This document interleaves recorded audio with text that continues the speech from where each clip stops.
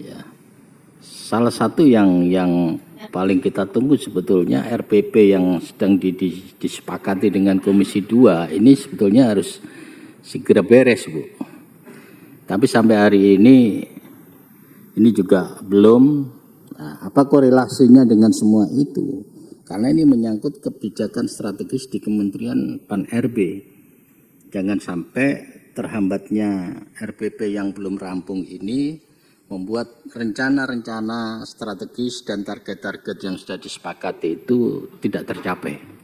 Itu aja menjadi catatan saya kaitan dengan anggaran ke depan.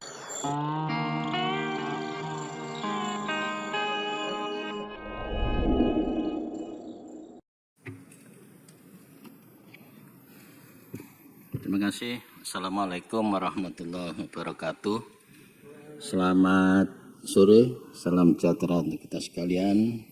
Yang saya hormati pimpinan dan anggota Komisi 2, yang saya hormati Sesmen Pan-RB, Kepala BKN dan KSN bersama seluruh jajaran. Pertama saya memberikan catatan kaitan dengan anggaran dulu. Pan-RB kalau dari paparan tadi mengusulkan tambahan anggaran 290 miliar sekian. Kemudian dari sisi kebijakan yang sudah dirumuskan dalam rencana program dan sebagainya, pada prinsipnya kami dari Komisi 2 memberikan dukungan itu. Namun demikian program ke depan Pan-RB ini bagaimana bisa mewujudkan visi misi yang sudah sering kita terima dalam setiap paparan. Namun demikian di dalam implementasinya di dalam pemerintahan masih kami anggap belum bisa memberikan satu target yang pasti. Ya. Salah satu yang paling kita tunggu sebetulnya RPP yang sedang disepakati dengan Komisi 2 ini sebetulnya harus segera beres, Bu. Tapi sampai hari ini juga belum. Nah, apa korelasinya dengan semua itu?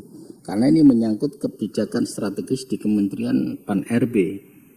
Jangan sampai terhambatnya RPP yang belum rampung ini membuat rencana-rencana strategis dan target-target yang sudah disepakati itu tidak tercapai. Itu aja menjadi catatan saya kaitan dengan anggaran ke depan. Ya. Kemudian kalau dari sisi penyerapan menurut saya masih pada hal yang patut kami bisa maklumi. Namun demikian percepatan di dalam penyerapan anggaran dalam realisasi program Ibu Sesmen bisa melakukan optimalisasi itu. Kemudian yang berikutnya BKN. BKN ini anggaran yang tahun 2023 itu 1 triliun. Betul ya Pak ya? 1 triliun 79 miliar sekian.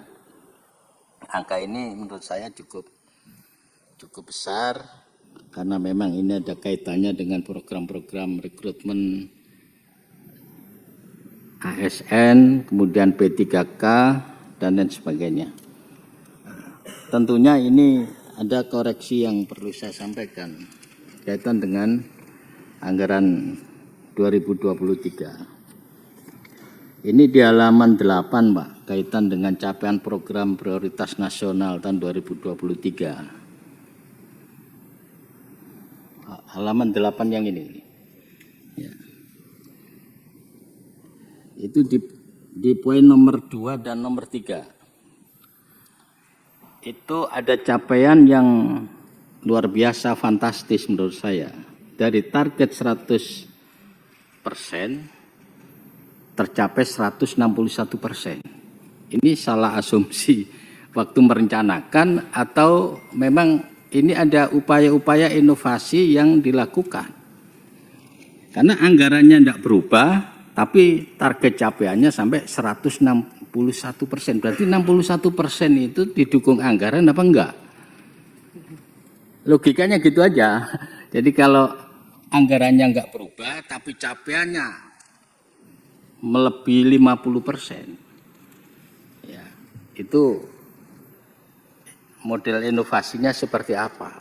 Jadi poin 2 dan 3 itu yang 161,2% dan yang satunya 141,1%. Ini BKN ya Pak ya. Jadi di situ ada pemetaan, penilaian potensi dan kompetensi ASN. Penerapan sistem informasi dan sebagainya. Anggarannya nggak berubah. Nah, kalau memang ini bagian dari kreativitas dan inovasi, ya kami apresiasi, tapi jangan sampai salah mengasumsi rencana awal gitu loh Pak. Ya kalau ada kelebihan 2%, 4%, oke lah, ini lebih dari 50%. Nah, ini menjadi catatan ke depan, biar ini tidak menjadi pertanyaan gitu loh. Jangan-jangan memang anggarannya sekian sudah cukup. Ya toh? Kok ini bisa mencapai target yang ini perlu menjadi koreksi kita semua bahwa semua program yang disajikan dalam data ada rasionalisasi yang perlu kita pikirkan bersama. Yang berikutnya terkait dengan BKN.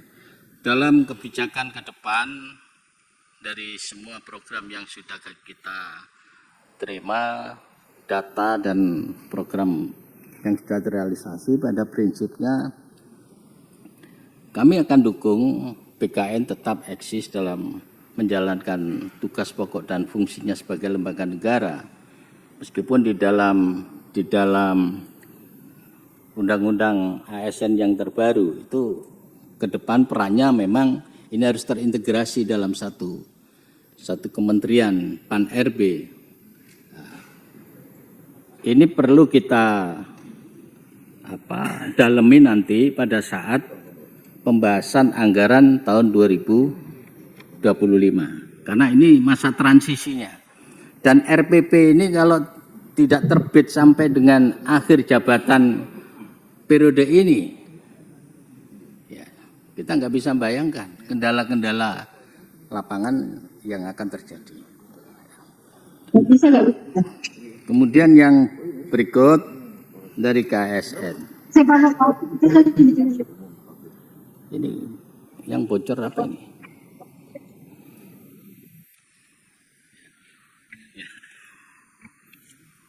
KSN dari paparan tadi, KSN ini sebetulnya lembaga yang masih kita beri ruang di dalam undang-undang itu, Pak.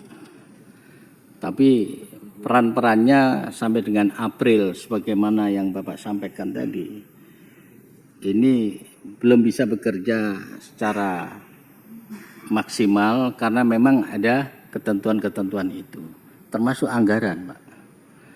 Ya, di mana ada lembaga yang harus menjalankan tupoksinya, tapi tidak teralokasi anggaran.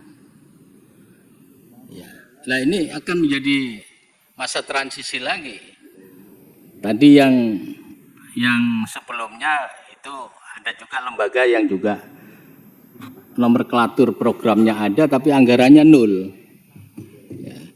Nah, kalau ini KSN ini ada catatan yang tadi sudah disampaikan tidak mengajukan pembukaan blokir anggaran sebagaimana dimaksud. Nah, berarti Bapak selama ini menjalankan program itu tanpa didukung anggaran ya Pak ya? Setelah bulan April. Nah, ini nanti tolong dijelasin Pak ya.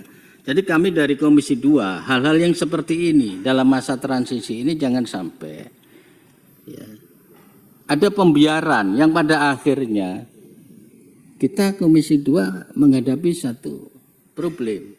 Karena KSN ini yang sebelum-sebelumnya dari daerah, kabupaten, kota yang akan menduduki jabatan dan sebagainya itu kan harus mendapatkan asesmen dari KSN. Lah, mau menjalankan itu anggarannya ada. Nah, hal-hal yang seperti ini ya kiranya dipikirkan ke depan. Kalau transisinya ini sampai dengan bulan April, ya setelah itu bagaimana? Karena di PAN RB juga tidak muncul di situ nomenklatur anggarannya. Karena masih dianggap berada pada posisi di lembaga sebelumnya. Oleh karena itu pimpinan transisi Undang-Undang ASN ini perlu didiskusikan lebih dalam pada saat pembahasan anggaran. Saya kira itu Ketua, terima kasih. Wassalamualaikum warahmatullahi wabarakatuh.